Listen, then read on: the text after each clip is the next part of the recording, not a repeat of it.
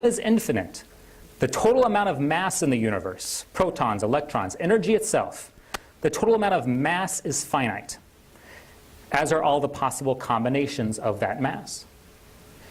If we are given limited mass combinations within an unlimited time frame, then this moment will repeat. At some point, the atoms that make up this room will be combined in such a way that now will happen again. Of course, given a limited number of mass combinations, sometimes now will be different. Sometimes the atoms will combine in a way that a dog will be in the room. Sometimes a clown or a dead fish. Sometimes an arrow will come crashing in from outside, shatter the door, lodge itself in the wall behind this banner, and you'll think to yourself, my God, that just barely misses Chris's head. Sometimes it won't miss. Nietzsche named this thought the eternal return. Oops, that didn't work. See, we're all testing things here. How do I make this? Uh-oh.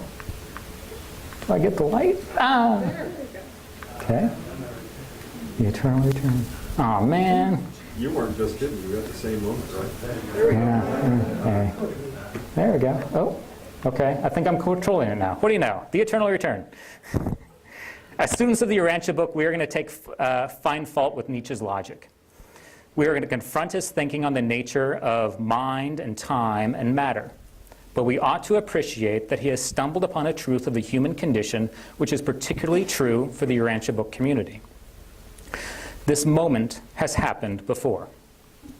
Quick show of hands. How many people have been in a workshop or a conference or a committee meeting or a conclave dedicated to reviving study groups? Now we'll repeat. Here's a phrase you're going to hear often this weekend. Oh, come on. Am I doing something? That's the phrase. All right. I had a study group, and it was going really well, but then we faded away, and I don't know why. Any number of promotional materials for this symposium might have included these sentences. Through the years, some Urantia book groups fade away and fall apart for one reason or another, while others stay together and grow. This symposium is intended as a guide to enhance your study group experience, not as a rule book. These suggestions are not intended to restrict anyone's experimentation with others, but are offered as a starting point. None of these sentences came from your symposium.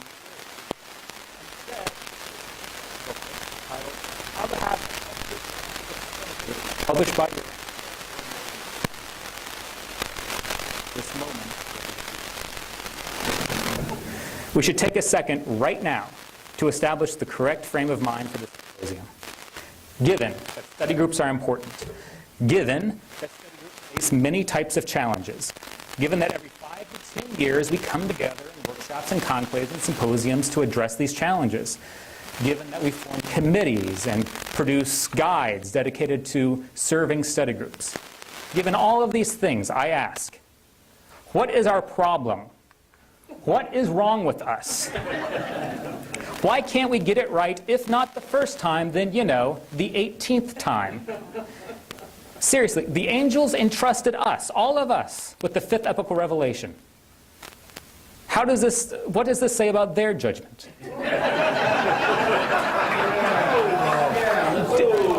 Do you ever get the feeling that the entire local universe is just kind of winging it? This is the wrong frame of mind for this symposium. Instead, we have to ask ourselves what these things say about the nature of our community. From the publication mandate, we are told, you who have dedicated your lives to the service of the book and the brotherhood can little realize the import of what you are doing. You will doubtless live and die without fully realizing that you are participating in the birth of a new age of religion on this world. The projected 1,000-year range of this revelation has often been compared to the life of a human. The first generation of were faced with challenges like an infant. We had papers. We had to somehow get them together into a book. This book needed to be published and made available to people. Never mind translations and worldwide distribution, we had to figure out a way to print the book and get it into bookstores and libraries. We had people loosely organized. We had to find a way to get them together to study the Urantia book. Not yet on training teachers and training leaders, we had to figure out a way to get people together to read the book. I think we're no longer in the infant stage. The book has been translated into, what are Keeler, 17 languages? 17 languages. We have organized Urantia communities in 30 countries. We've grown. We have developed. We're standing on our own 2 feet. The challenges we face are the challenges of the toddler.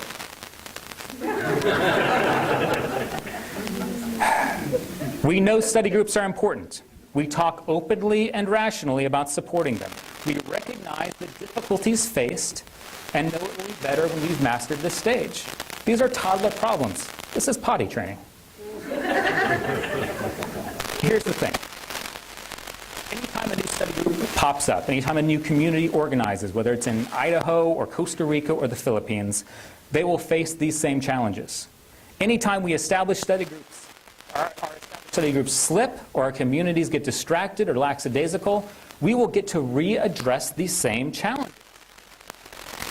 This is Sisyphus, the king from Greek mythology who, to punish his hubris, was forced to roll a huge boulder up a steep hill. Before he reached the top, the massive stone would always topple over and roll back down, forcing him to begin again. This was considered a punishment, maddening and repetitive. The philosopher Albert Camus challenged us to re-examine our views of Sisyphus, that his conflict is the conflict of all humanity, that the struggle is enough to fill him. Fostering study groups, training people. These challenges are not going away. The first generation of Urantia Book students live their lives dedicated to the challenges of the infant. We must dedicate ours to the toddler's challenges. The struggle itself is enough to fill a man's heart. I'm a numbers person. I'm influenced by a good statistic. Last January, I was in Bogota, Colombia, and I was presented with statistics outlining. Bogota is a city of about 7 million people. The Chicago metropolitan area is about 9 million people. Sao Paulo is about 12 million people. Bogota has 14 study groups dedicated to the study of the Urantia book. That's about 1 study group for every 500,000 inhabitants of the city. And the publication mandate. We are challenged. Thousands of study groups must be brought into existence, and the book must be translated into many tongues. To help aid our leaders, I suggest here and now that we all adapt the Bogota standard as our goal. 1 study group for every 500,000 inhabitants. So, in the United States, that means 600 study groups. Canada, 70 study groups. Brazil, 400 study groups. For the entire world, whose population is 7 billion people, that means 14,000 study groups. Thousands and thousands of study groups. How realistic is the global challenge of 14,000 study groups? In the short term, not realistic at all.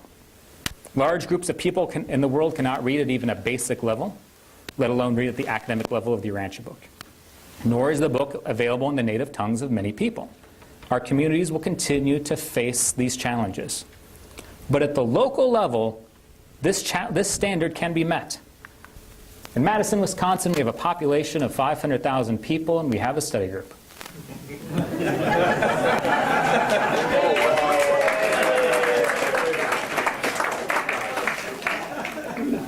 A few months ago, I attended a conference in Irving, Texas, part of the greater Dallas-Fort Worth metropolitan area, at 6.5 million people.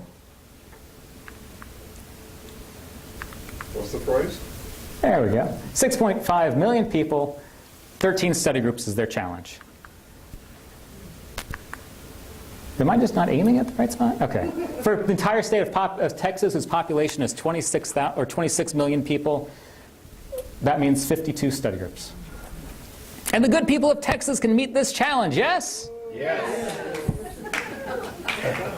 Texas is well represented.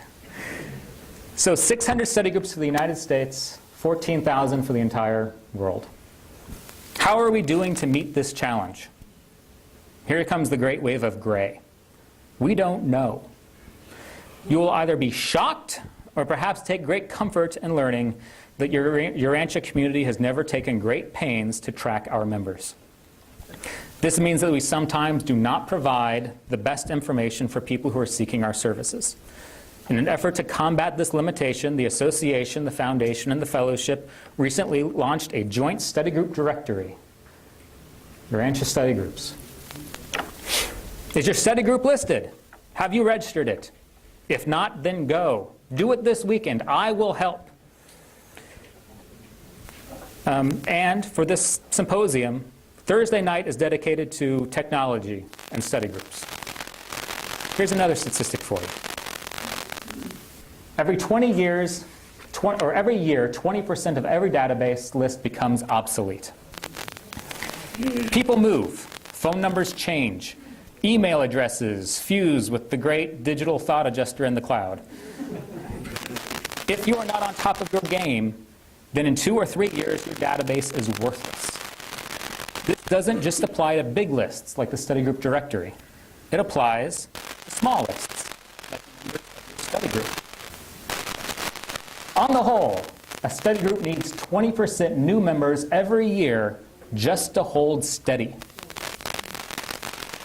We had a great, oh, click again. There we go. Which one? One more. Last one? Go forward. Forward? We had a great study group that was strong for several years. Then things fizzle away. I don't know what happened. Click again. Some more numbers for you to think about this weekend. About a year and a half ago, the association, the foundation, Truth Book, and the fellowship commissioned a survey sent out to your Urantia Book readers. From this survey, we learned a lot of good information about the makeup of our community. What do these things say about our community? For example, although we didn't ask for any identifiable information, no phone numbers, no email addresses, we asked for some general demographic information. One was simple. What language do you want to take this survey in? Another one was, how old are you? 99% of the people answered this question. The average age was 56, by the way. How long have you studied the Urantia book? 17 years on average. Again, 99% of the people answered this question. What country do you live in? Here's where things get interesting. Oops. Maybe I did that one. Let's go back. 54%, let's try again. 54% of us answered this question. Only 54%. What country do you live in? This wasn't a random survey, by the way. This was sent out as being from your trusted Urantia community organizations. And yet 40% of the people didn't trust us to have this information. One of the available languages was Finnish. How many possible countries could you live in if you're answering a survey in Finnish? 47% of the Finns did not answer the question. Again, the wrong way to think about this is to ask, what is wrong with us? What does this say about our community? We're protective of our religion. We take our faith seriously and personally. We like to share it with individuals, not with faceless questionnaires. Another question for you. How often do you attend a study group in the past year? 99% of the people answered this question. Look at this. Go back one. There we go. Weekly and monthly, what we might be considered routine. 26% of the people do that. 65%. 2/3 of our community never attend study groups. Next one. How often do you attend church, synagogue, mosque, temple during the past year? About 28% attend regularly. Half of us never attend. So, click. 26% attend regular study groups, 28% attend regular church. What does this say about our community? Here's some more. During the past year, how often have you read the Urantia book? Look at this. Daily, weekly, monthly, what we considered 87% of us regularly read the Urantia book. Another one. Please rate on your level of satisfaction with studying the Urantia book. Only 5% of us are dissatisfied. One more. Please rate your level of satisfaction with fulfilling intellectual needs. Only 4% of us are dissatisfied. One more. So, we don't attend study groups. We also don't attend church. Half of us don't want to be nailed down to a country. But we read our Urantia books. We're fulfilled intellectually. We're happy with our ability to study the Urantia book. What does this say about our community? I want to offer a model of the world. This is our world, at least how we often think of it. I want to give a different model of the world. We'll call this the everlasting gobstopper model because of my artwork. Go for it. Okay, first level. This is the entire world of people who have never heard about the Urantia book nor been touched by one of its teachings. Next. Okay, this next color is people who have been touched by a teaching but don't know anything about the book. Next. Here are people who have heard of the Urantia book and been touched by a teaching. Next. These are people who have read some of the Urantia book but aren't considered regular readers. Okay, now we're going to zoom in on this next one. Next. All right, finally we've got to the level of Urantia book students. Next one is a mysterious gray level we'll come back to in a moment. Next one, active in the community. These are people who will attend a conference, people who will participate online and send out emails. Next one, these are our hyperactive people. These are people like our friends Eugene and Nestor, who will take on a serious trip to go out to the Philippines and plant books. These are the people who will plan your conferences, the people who will take on a committee assignment, the people who will dedicate a serious amount of time for good work. Next. And here is your ultra active, people who spend part of each and every day dedicated to the Urantia community, your trustees, your national and your international leaders. So just to bring us back to the last symposium for a moment, the leadership symposium, we need a free flow of people between, go back one, between these levels. We need someone to feel comfortable saying, yes, I have 2 years to dedicate to be ultra active, knowing that at the end of their term, they'll be able to fall back to one of the more comforting levels of involvement. We need at least, if not more than 20% new people every year stepping forward to the next level of participation. Okay, enough of the leadership symposium. Back to the fuzzy gray circle. Next. So what is this fuzzy gray circle? Study groups. Next. Hey, I knew someone would get it right. The study group circle. It's the circle where those who are not involved meet those who are involved.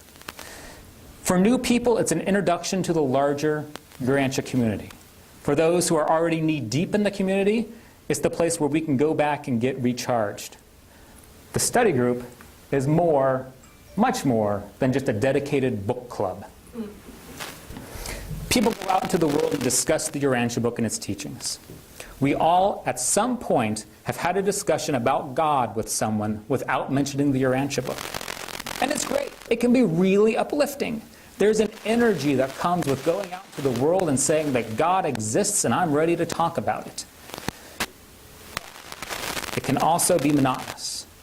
How many times can you have an introduction to religion discussion with all of the evolutionary baggage along with it? The study group indulge our need for spiritual communication on our level. Let's talk about the triadic. And it leads to patience for a spiritually uplifting and unifying conversation with people who are not Urantia book readers. The study group is more than just a dedicated book club. It is the point where those who are involved meet those who are not. The study group is the safe haven of those who do not read it. How safe do we feel in our religion? I mean, seriously, how safe? Half of us won't tell us what country we live in. The study group is the safe haven. Oh, I think I did. Okay. If we start to look at study groups as the buffer between the Urantia community and the not Urantia community, then the purpose of the study group changes.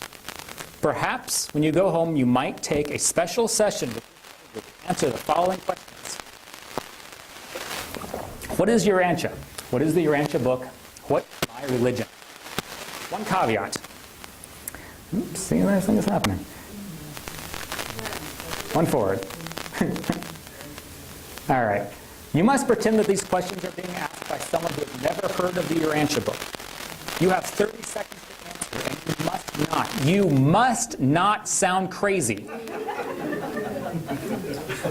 What is,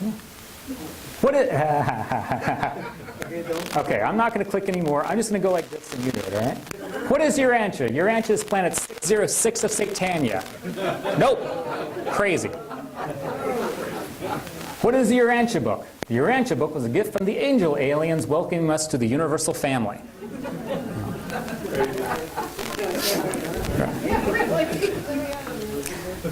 It's a simple question that requires a simple answer.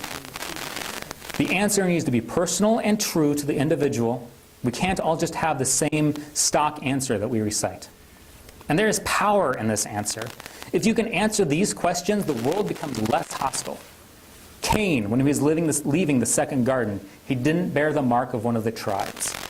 Belonging to the tribe meant safety. There is safety in saying, I'm a Catholic, I'm a Muslim, I'm an atheist. Cain received a thought adjuster, and that provided security in a hostile world. When we can answer these questions, what is my religion? Without sounding nuts, we have security. The study group is more than just a dedicated book club. That's that thing. All right. Another statistic for you from the survey. You have asked, if I'm supposed to get 20% new members to my study group every year, where do I find them? Click. How did you find the Urantia book? 65%. 2/3 of us find it from friends and family. The Urantia book is spread through personal contact, one-on-one. I met a woman in Tulsa, Oklahoma who found the Urantia book in a library. She's one of the 3%ers. What did she do? She went out and bought multiple copies of the Urantia book in English and Spanish to give to her family in Mexico and the United States. One good library placement can lead to 5 new Urantia book readers through friends and through family. A success, let's see. Okay, so here's the part you're going to like. We need to get the books out there, right? This is the really uplifting information. You're going to get a kick out of this stuff. Ready? The book is getting out there. As we mentioned earlier, Nestor and Eugene traveled to the Philippines and placed 160 books in the Philippines in libraries and universities. Last month,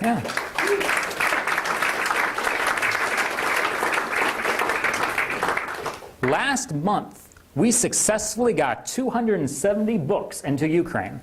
In the middle of a war, we got books into the Ukraine. Now, the foundation gave them a sweet price. They're going to pay on commission. And the association was able to pay for the shipping and the import taxes. And we got it done. Next. Oh, I should stop clicking buttons. We got this year, the foundation and the association worked together to put books in the Cameroon, Nepal, India, and Dubai. One more. Talk about Colombia for a second, okay? Colombia, they're doing a book fair, so we sent them 170 books. The International Association did through our book fair project. They were able to get 500 more books through distribution channels. They go to their book fair, they sell 230 books at one book fair. Colombia's got their act together. In addition, the Colombians have developed a seminar on the creation of study groups that has been very successful in Colombia, the Bogota Standard. So successful that the International Association is going to be exporting the president.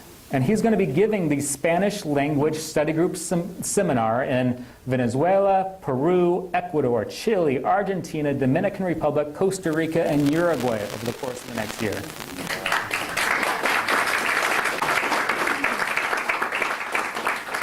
The book is getting out there. Study groups are being created. Good things are happening all around. And for you lucky people in the audience, We have a special gift for you from the good people in the Los Angeles Association.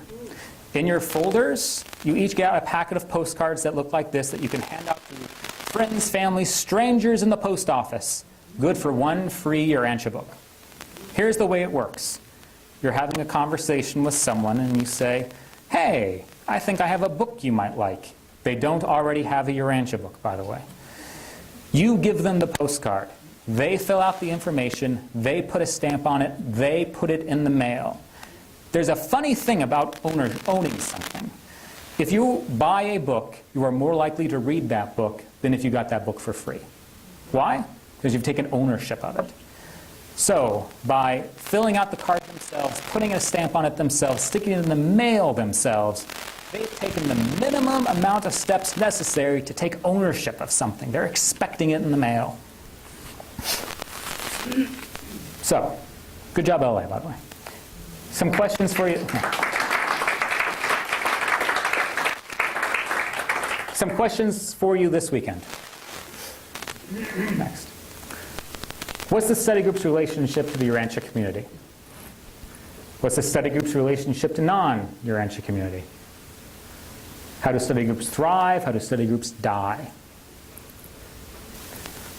What is the study group's duty to serve children? What's the study group's duty to serve the mothers of children? And by the way, if your study group doesn't have a child program, even if it's just sending them outside to play in the backyard, then chances are it's the mother who doesn't attend study groups, leading to a disproportionate gender ratio in all of the other levels of the active Urantia community. Friday night's going to be family night here at the Study Group Symposium. We're going to have an entire night dedicated to discussions of families and study groups Friday evening. Next. What's the difference between study groups and church? Do they serve the same needs or different ones? These are a lot of questions I've asked in the last 20 minutes. I've offered very few answers. That's the nature of the opening night of a 5-day event.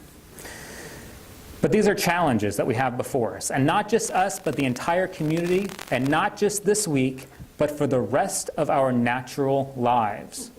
We face these toddler challenges.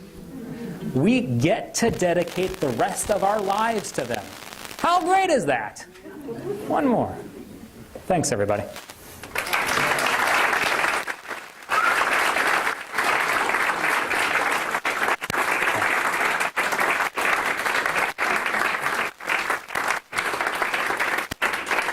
So, I think strange things are about to happen to me. Don't watch.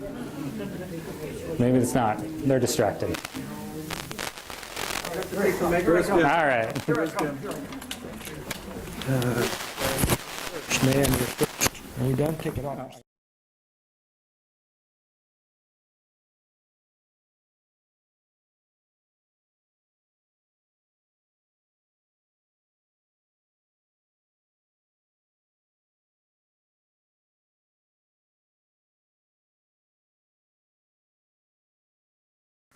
You're next. You want to put it on?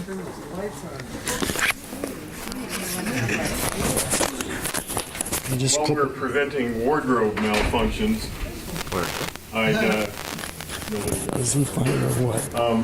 Let's put, where do you put this one? Put show of on a hands who loop. didn't get one of these yet. You went through the registration process to check it. Anyway, they will be available after the death. With the lanyard. 306, which is the round room upstairs. You will need to take the elevator. The stairs only go to the second floor. You'll all have this wired by tomorrow night, but It's down the hall from here.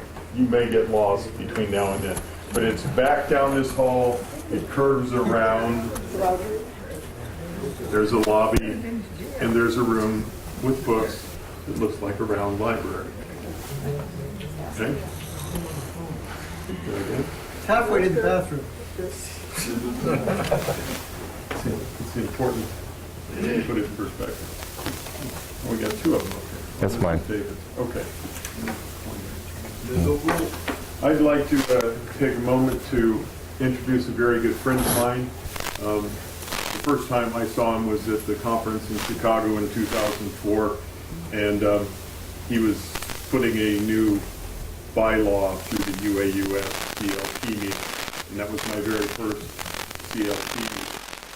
And I was not amused, but we later worked together in UAUS governing board on a couple of different levels on many of these conferences and in the strategic planning process, of which all of what you guys have gone through in these last few symposiums actually grew out of. He is from Oklahoma and from Texas, and he's in between Oklahoma now, but he's going home. That's why they call it Oklahoma. But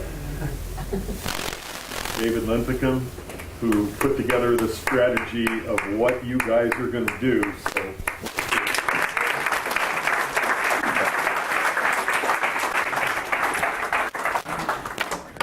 Thank you, Bennett. Appreciate that. First, I want to welcome everyone. It's so nice to see all these smiling faces. Don't need that. I want to ask, how many people were at the 2011 Leadership Symposium? Okay, excellent, excellent. You might have noticed that it was a bit different format.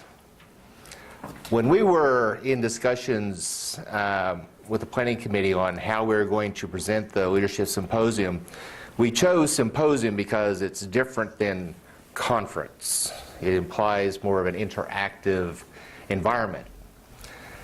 I was reminded of an experience I had with a group that I have volunteered for about 18, 19 years. It's called the Hugh O'Brien Youth Foundation. Hugh O'Brien, I don't know if you remember, was an actor, played Wyatt Earp. I see some nods, okay. Went to South Africa, met Dr. Schweitzer, asked what he could do to make a difference in the world, and Dr. Schweitzer said, impact the youth. On the plane ride back, he came up with this idea of forming a leadership seminar for high school students.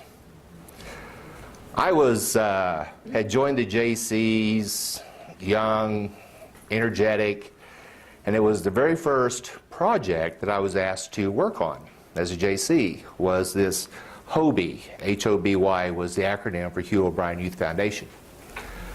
I became instantly enamored with this group. They invite one sophomore from each high school in the state. They bring them together for a 3 to 4 day leadership conference.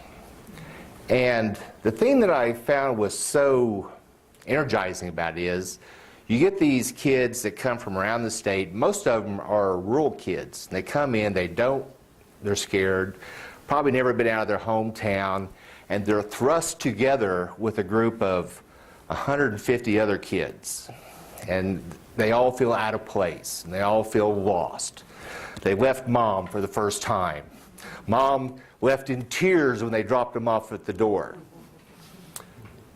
What was unique about the model that Hugh O'Brien put together was that they recognized they need to get these kids together. And so they put them in groups. And the groups had a mascot. They might be the lions, the tigers, the bears, the zebras, whatever. And over the course of a 3 to 4 day time period, I saw these kids form close bonds. I mean, at the end, there were tears. They didn't want to leave. That always stuck with me. I remember as we were going through this process with the Leadership Symposium, I remembered my very first Urantia conference experience. It was in Vancouver, British Columbia. I didn't know anybody in the Urantia community. I was a brand new reader. I was excited to go. Never been to British Columbia. Vancouver's gorgeous. But I didn't know anybody. It was my wife and I. The thing that I took away from that was kind of a feeling of loss. It was interesting. The first thing they give you is, the program. And it's kind of a menu selection of all the different workshops that are being provided for the attendees. There might be 3 or 4 workshops per time slot. And I would go through and I would circle. I didn't know these people, but I might have seen this name on the internet, on one of the email lists. Or this title sounded interesting, so I'd circle the ones I wanted to attend, and I would go. And I remember you'd go in, you find the room, you sit down, and you had just a few minutes if you got there early to meet the people on either side of you. Hi, how are you? How long have you been reading the book? Where'd you come from? And then the instructor starts his deal. He gives you a 45-minute spiel, and you're off to the next workshop. Well, how many people have gone to a workshop, and then when you get out, you meet somebody in the hallway who goes, "Oh, did you go to this other workshop? It was the best." No, I didn't go to that one. I went to this other one, and it was okay. But this other one was great. Well, darn, it's not going to be presented again in that whole weekend. And I lost that opportunity, and I felt like I got cheated. But the thing I noticed was, after the first couple of days, my wife and I kind of got distracted. So we took a day off. We went sightseeing. We played tourists. Went to the ski lodge in Vancouver and had a wonderful day. Next day we came back, well, we still were kind of wanting to go see something, So we kind of missed the whole last half of the conference. I thought that was kind of just not a good thing. I mean, it was nice that we got to go out and see stuff, but I would pay good money to go to this conference, and I really wasn't getting a lot of benefit out of it. One of the things that I realized myself was, I wasn't meeting any of you people. I wasn't making any real contacts. And the conference planners had no idea whether this brand new reader was ever going to come back. Whether I ever enjoyed my experience, no one asked. There was no methodology to find out that I was a new reader, that, I would see people at the lunchroom, but they were all people who knew each other. They were in their little cliques. And you didn't feel like intruding. So it was kind of an odd experience. And I'll never forget. I mean, it was a mixture of the good and the bad. But that never really left me.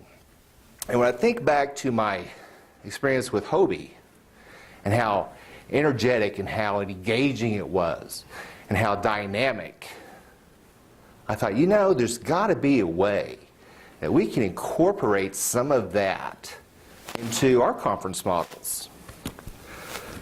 So I suggested to the planning committee that I told my little story, the one I just told you.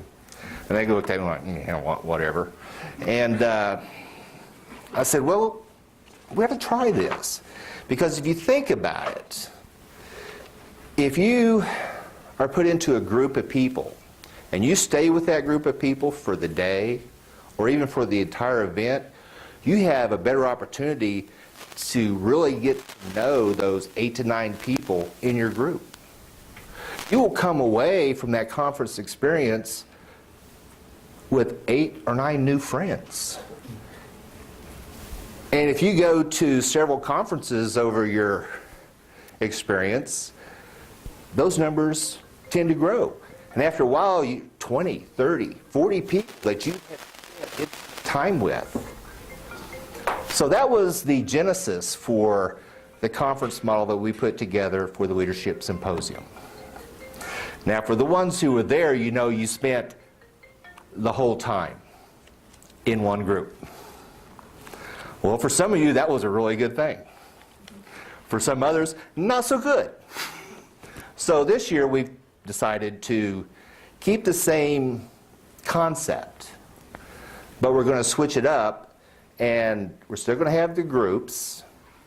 The plenary speakers have about 45 minutes to introduce their topic, lay out what they want to present, and then we're going to break off into groups. You'll spend about 2 hours in the morning with your group, break for lunch, and then we'll have another plenary speaker, 45 minutes, present their little topic, or not little topic, and then another 2 hours you'll spend in group. And we've asked the speakers to develop questions that you get to work on. One of the things that we decided with the Leadership Symposium was that instead of having an instruction given to you by the speakers, we wanted to afford the attendees an opportunity to tell us what they knew from their personal experience. We wanted to get that feedback so that we can incorporate the best ideas that are out there into what we're trying to accomplish in the end. And that's what we want to do with this conference as well, this symposium. So you're encouraged when you're in your groups to share and share freely, to challenge one another, not just to go, yeah, that's a good idea. If you don't like it, say so. If you've done that, been there, done that, wore the t-shirt, wore it out, we need to know, because we're looking for new ideas, new ways of doing things. So that's the basic philosophy. In this symposium, you will change groups every day.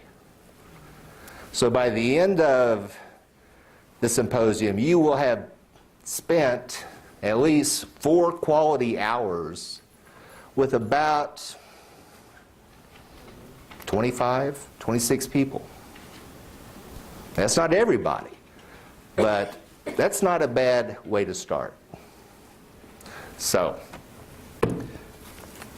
not everyone got a binder, but you all have one before it's said and done. If you'll notice, they all look alike. I suggest you personalize your binder cover, because when they're laying around in the room and you walk off and you forget it, it's going to happen, we'll help you find it. Okay? So personalize your picture, your name, whatever, something that identifies you. For the ones who have your guide, behind the second tab, there is a sheet called Study Group Symposium 2014. And this is basically a logistics sheet, just kind of gives some general information. We use these little blue dividers to separate the sections. The second one is one I want to speak from. It's the group breakout guidelines. I've already mentioned that the number one is item one here is in order to maximize the opportunity to meet and work with as many attendees as possible, the groups will rotate on a daily basis. This has been a bit of a challenge for your group coordinators, and what we're going to do is we've finally got a final registration list. This thing has changed so many times over the last few days. It's been amazing. We're going to take our final list and we're going to break out everyone into groups, and we'll post it in this room and probably in a couple other strategic places, so that in the morning you will need to find your name, group you are going to be in. Okay? There are 9 different groups, and we've assigned a name for each of the rooms, so that when you find your list and it says Salvington, that's the group you're in that day. So we have Salvington, Mansonia, Jerusalem, Ascendington, Uversa, Noeshadek, Edentia, Avalon, Rentulia. So will there be angel transports? For those who need it. I thought that Rantulia was an interesting pick. someone recognized it right off. Interesting, what do you call those? Interesting sideline for you to go research. Each group is self-directed. We have debated long and hard. My partner in crime, who I'll introduce in a second, about whether to assign leaders to the group, someone who will take charge and tell us how to do this. Well, I advocate that everyone in this room is a leader. Everyone in this room knows how to lead a study group and how to do it well. So we're not going to assign leaders to a group. We ask you to self-direct. We're all grown-ups. I think we can get that done. At the designated time for breakout sessions, the group will go to their assigned room. Each member of the group is asked to be on time. It's absolutely critical. I know how difficult it is. You get involved in a conversation. Someone has to be the adult in the group and say, hey, we need to be somewhere at this time. Let's go. Okay? So each one of you is tasked to be the leader in that situation and take your partner, one you're having the conversation with, finish it as you're walking down the hall, but get to the room on time because everybody else is waiting for you to get there.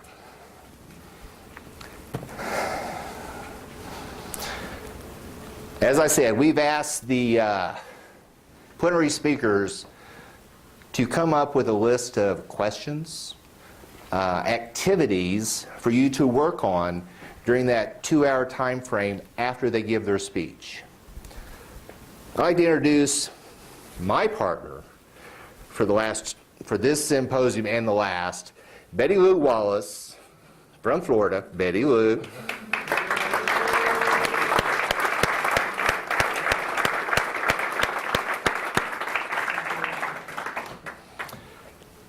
Betty Lou and I will be passing out the questions, answering any questions that you may have.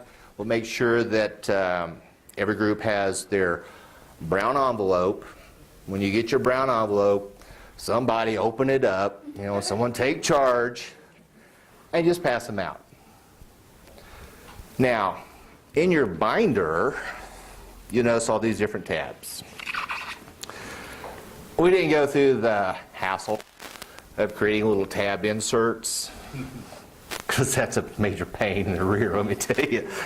But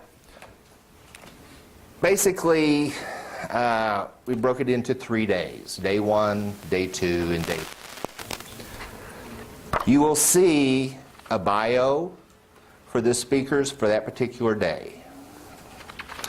Behind the bio, you will find lined paper. We put 3 or 4 sheets behind every speaker's bio.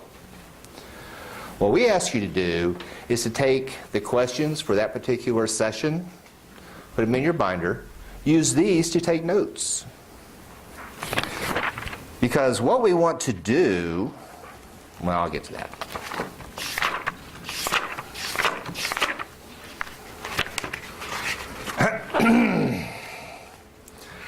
So, we ask you all to self-facilitate, if you will. You don't have to address every single question that's on there. You may even come up with questions that aren't on there that you think are pertinent to address. That's fine. We give you complete latitude during that group time to do what you think is most effective. Okay?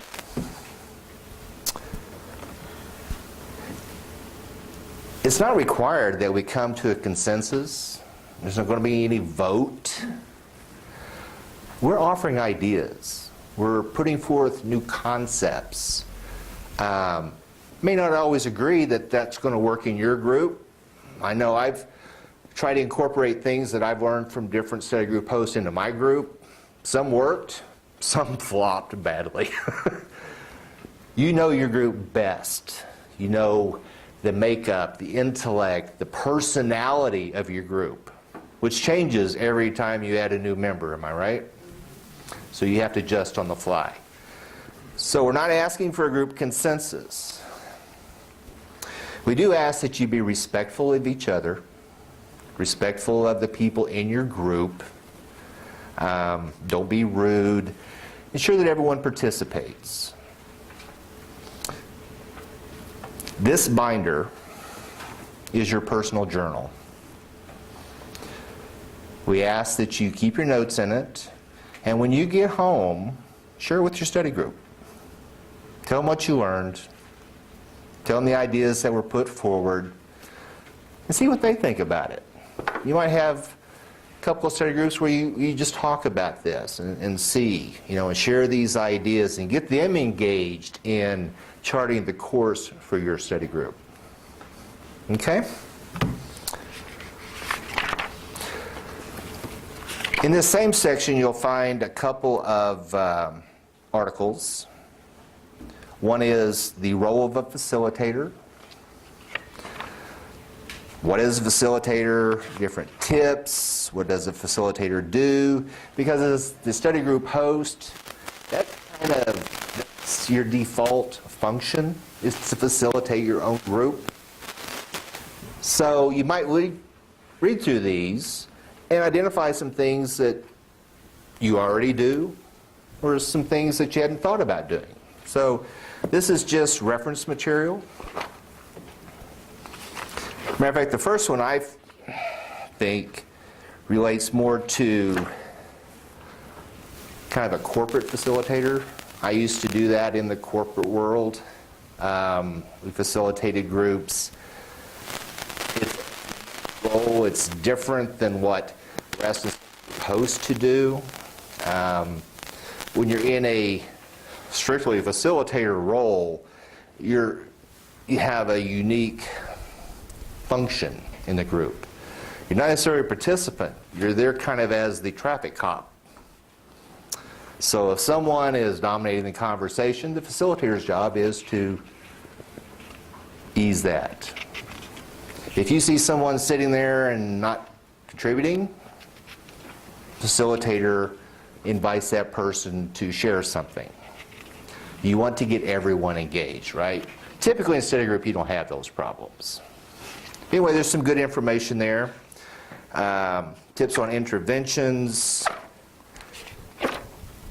There's also another resource here in the same tab. It's tips for facilitating a group discussion. This one I find to be probably more germane to what we need. Still, the role of facilitation is, in our group dynamic, is engaging the people, engaging your study group members. And techniques for doing that is ask open-ended questions.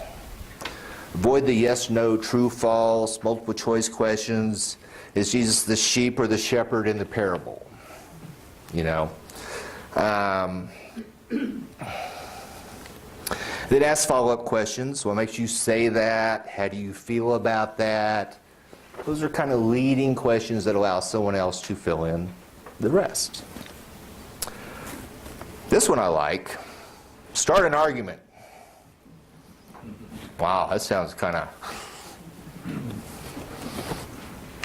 But we don't want everyone to agree on everything all the time.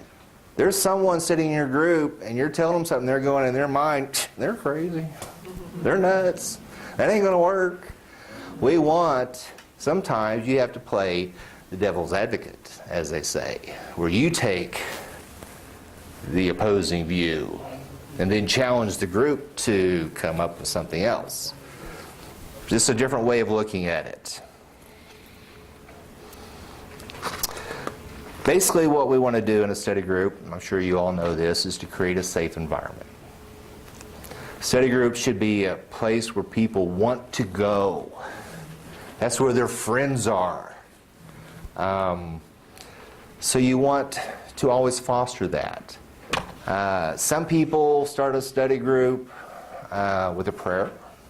Others don't. Some end it with a prayer. Some don't. That's up to the group. Some people offer food. I've heard it said that all a successful study group needs is a comfortable place to meet and food. And everything else follows after that. So, one of the toughest things that we will face at this symposium in your study groups is the challenge of handling difficult people. They fall into different classes. There's the over-talker. I've kind of been accused of that from time to time. This person always has plenty to say. They want to be the first one to say it, and they love to talk and remind everyone that they're the smartest one in the group, and da-da-da, and on and on and on. Your challenge as a study group host or the symposium group is to find ways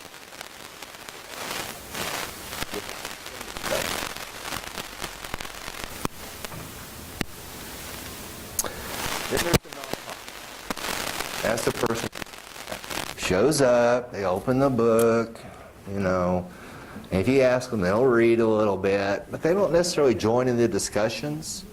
So when you see those people, and you'll see them here, because some of you are shy, most of you aren't, but there's a few who are. We need to ask those people, well, what do you think? Does that sound logical to you? Does that sound like something that you could see being effective in your study group? Challenge those people in gentle ways to open up. You'll often find that once they open up, they'll give freely. Sometimes you can't shut them up. Then you have what they call the tangent starter. This person loves the group way off. They'll talk about their Aunt Betty or the Ford they bought back. Anything but the topic at hand. In my study group in Tulsa, we have a ufologist. God-loving. No matter how many times we tell him, it doesn't matter. He's going to find a way to bring the UFO phenomenon into our study group. Well, don't you think? No, we don't. Still don't. And we still don't. These people are some of the more difficult to manage. Then there's the insensitive person. This person gives advice, makes fun of answers, cuts people off. There's a variety of other things to offend the members of the group. That person is dangerous to the health of your study group. Sometimes you have to do what you don't want to do. You have to tell them to shut up. Worst case scenario, you have to tell them to leave. Nobody likes to do it. As a study group host, you have to consider the health of the whole group. I had recently, in the last year or two, a young man who joined my study group. First couple sessions went great. Third one, he went crazy. And he started talking about all these esoteric things, and challenging and arguing vehemently, foaming at the mouth type arguing, veins popping. At one point I laughed. Because for me, that's the only way to break tension is to laugh about it. Are you crazy? No. He took offense to it. I eventually had to ask him to leave the group because we just weren't getting anything done. And everyone was in a tense, oh my God, is he coming? Is he coming this week? Tell me he's not coming. You can't believe how happy we were. I said, I disinvited him. So sometimes you have to play the adult in the room and make those decisions. I like this one. Remember that God is the one who does the work in people's hearts. We're not responsible for it. We're simply creating an environment for community and life change to happen. I wish you all a wonderful experience. Thank you all for coming, and thank you for allowing me some time.